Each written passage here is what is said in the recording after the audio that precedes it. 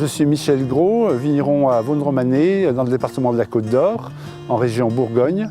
Ma famille est établie dans ce village maintenant depuis 6 générations. J'exploite donc des vignes sur les communes avoisinantes de Vaune-Romanée, en particulier Nuits-Saint-Georges, Chambol-Musigny et Moret-Saint-Denis.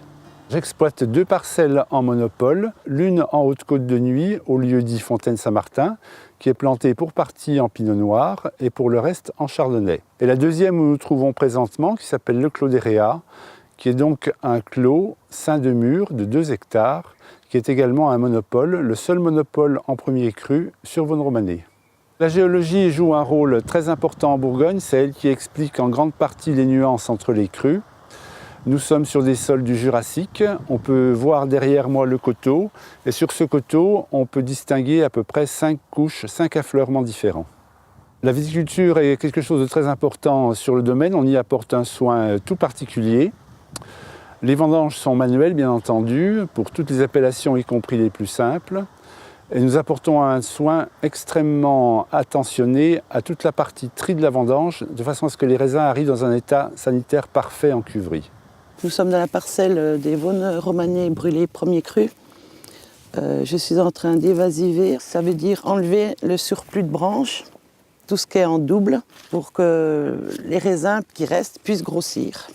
Alors donc on est en train de préparer à l'assemblage les vins du millésime 2014. Donc là on est sur une cuvée de Nuits-Saint-Georges. À l'heure actuelle, il y a encore la totalité des lits dans ces tonneaux-là.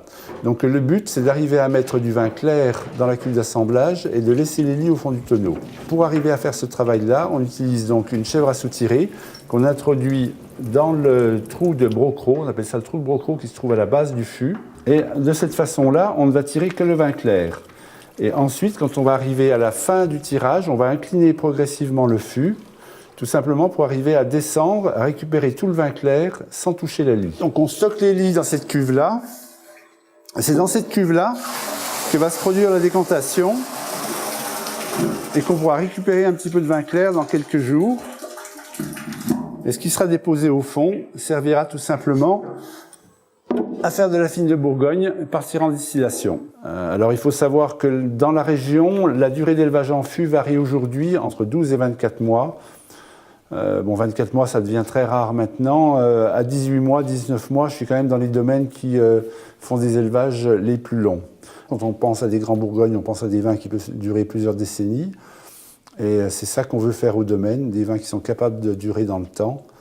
Et il faut bien tout ce process-là pour arriver à perpétuer ce type de vin.